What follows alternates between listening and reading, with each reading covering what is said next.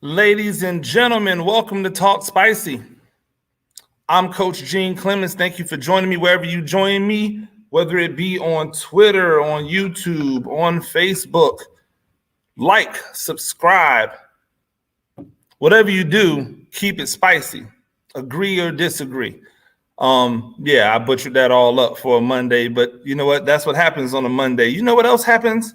On Mondays, we get an opportunity to look back at some of the things that were said over the weekend.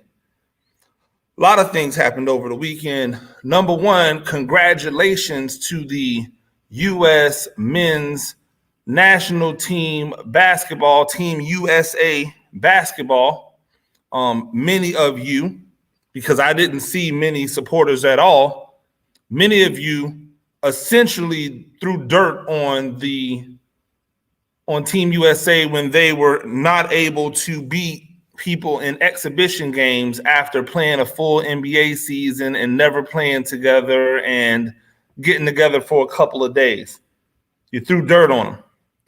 Then when they lost their first game to France, you called them an embarrassment.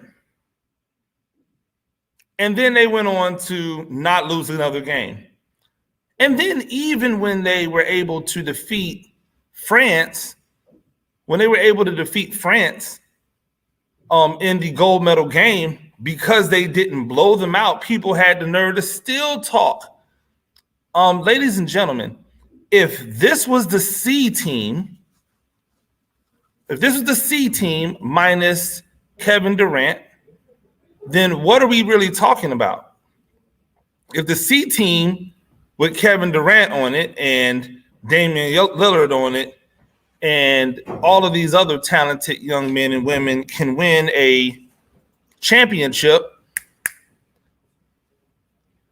if they can win a championship, then guess what happens when all of the frontline, top-line players come to play? You've guessed it. They're going to win a championship. So this idea that the world is caught up is really cool, but we really know that the truth is that the world hasn't caught up. The world just has more players playing in the NBA. But per capita player, they cannot withstand what the United States is able to bring about. This is not, you don't just get to all of a sudden arrive after 1 year. That's the 1 year wonder I've never understood. And that brings me to my point of the NFL and its most coveted position, quarterback. It's the highest paid position. It's the most coveted position. It's the position that everybody points to and goes, well, that has to be the leader of your team. That has to be the person who is the best player on the team. That has to be the person who leads you to a championship. They say all of these things. And then they find multiple ways to get someone to that arrival stage. I find this interesting because there was a tweet, and I want to make sure that I give proper attribution to this tweet. There was a tweet by Pete Prisco of CBS, and the tweet reads, "Josh Allen was my QB1 coming out, and he withstood a barrage of hate entering the league in his first year. Those doubters can't say a thing now. He earned that contract extension. I have whiffed on some QB evaluations, but not him." Ladies and gentlemen, I don't care what the theatrics are going to try to tell you, but Josh Allen has only had one good year in the NFL. His rookie year, he stunk. His second year, he was mediocre at best. His third year, he was really, really good. That's what it comes down to. Rookie year, he stunk. Second year, he was mediocre. Third year, he was really, really good. Now, people will go, oh, well, that just shows that he progressed. He got better over the next 3 years. Well, yes, he did. That's great. What about Lamar Jackson, though? Because I haven't heard anybody say, oh, well, the league is going to catch up with Josh Allen. You know, Josh Allen plays a particular way. He's not Tom Brady. he plays a particular style of football. He's been successful because they have a particular style of offense around him. Yet I haven't heard anyone say that defensive coordinators are going to scheme him up this year. Yet for 3 years, Lamar Jackson has been in the league, and for 3 years, he has lit the league on fire. When he took over as a rookie, he played great. They won games. They got to the playoffs. In the offseason, they said, well, he'll never be able to do that for a full year. They're going to figure him out. You're going to give these defensive coordinators an entire offseason. They're going to figure him out. And guess what happened? He won a unanimous MVP the next year. Then they said, well, that's a fluke. The league wasn't ready. They'll figure him out. Then he came back, got COVID, and still put up record numbers that no other quarterback have ever done at the position when you combine passing and rushing together. He still takes care of the ball better than most quarterbacks in the NFL, despite the fact that he runs a lot. 3 years in, 3 successful seasons, and people are still questioning him. Put a pin in that. We'll come back to it. Dak Prescott has been phenomenal since the moment he stepped foot into Dallas. Now, mind you, I did not have Dak Prescott rated high coming out of college. I thought he was going to have trouble transitioning to the NFL. I was wrong.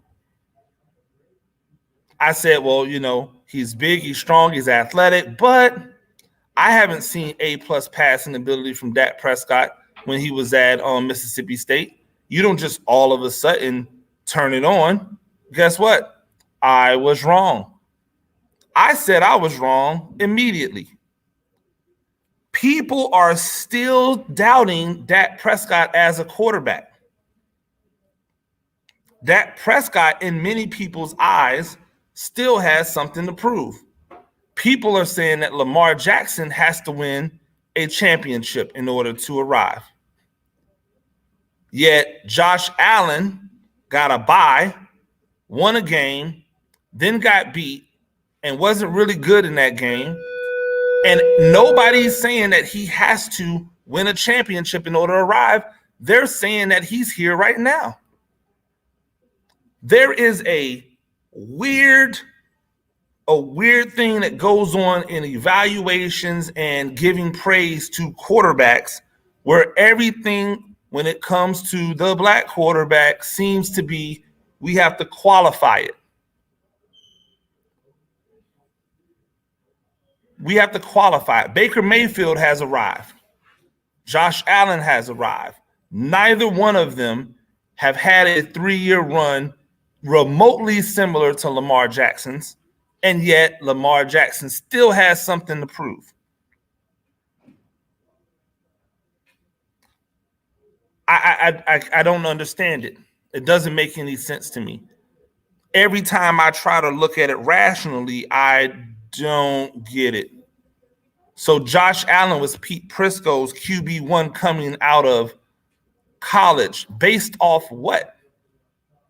It wasn't statistics because he completed like 52% of his passes.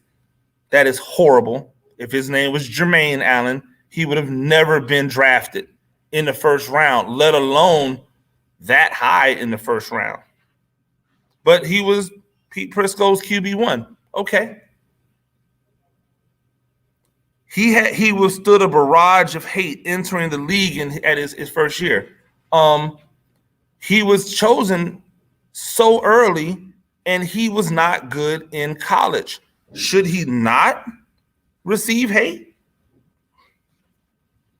If I'm not mistaken, when you get something that you have not earned, people hate. That's usually what happens. So of course people were hating. Of course people had an issue with him being drafted that high. Then he backed that up by playing horribly. He didn't just play bad, he played horribly.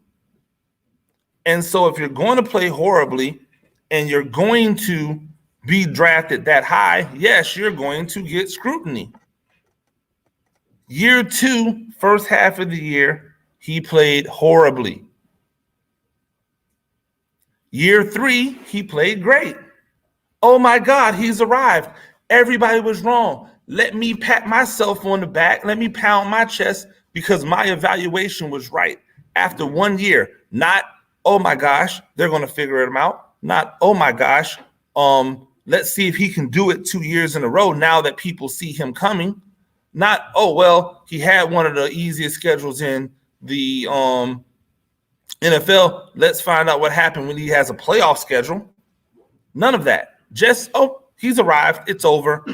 Now he's an elite. Now he's top 5. Excuse me. What about Deshaun Watson that people continue to question? What about Dak Prescott? People continue to question. Down in Miami, Tua Tagovailoa hasn't even had a full season as a starting quarterback. They're already putting him on the hot seat. They got Dwayne Haskins out of Washington with less than 2 years worth of starts and none of them consistent. Kyler Murray, everybody loved him year 1. They said, oh, well, he's going to be that. Year 2, he struggles a little bit. Oh, man, he's on the hot seat. He's going to have to prove something. Meanwhile, Joe Burrow, he's arrived. Had half season, got broken. He's arrived. Justin Herbert had a good season. If you actually go and look at the stats, it wasn't like he was a world beater. Matter of fact, he wasn't a world beater. They didn't beat a lot of people. But he had good stats. He's arrived year 1. Baker Mayfield had his great year. He arrived year 1.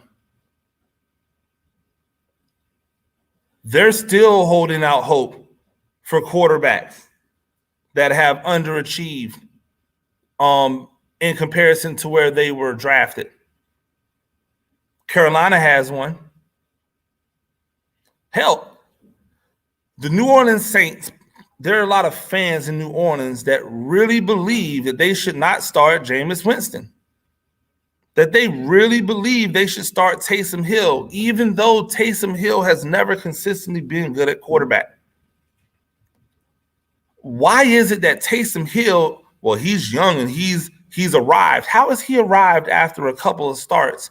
And yet Jameis Winston in his last year threw for 5,000 yards and 32 touchdowns. And people said, well, he's not good. No, it wasn't he's not good. He just turned the ball over too much. We clearly have a way of crowning people as arrived. They are arrived. They have stepped to the next level. That we don't always use that word consistently. I'm waiting to see. I want to see. I'm going to hold these quarterbacks to the same standards that many people have held black quarterbacks to for years. I want to find out if defensive coordinators have figured out Josh Allen. I want to find out if Baker Mayfield can actually carry his team. I want to find these things out. I want to find out if Danny Dimes in New York can actually ascend to a decent quarterback, because he gets chance after chance after chance. When is he going to be on the hot seat? If you're going to be someone who gives evaluations, if you're going to be someone who says, hey, this is what it is or this is not what it is, then you have to be consistent. That's all I've ever asked. That's all I ever will ask. Ladies and gentlemen, thank you for joining me on Talk Spicy. I'm Coach Gene Clemens. We do this thing. Hey, we probably do this thing every morning now. Rate the show, comment, agree, disagree, but whatever you do, keep it spicy. A 5-star rating on Spotify or any other place you find a podcast is greatly appreciated. And we'll talk to you all tomorrow. Peace.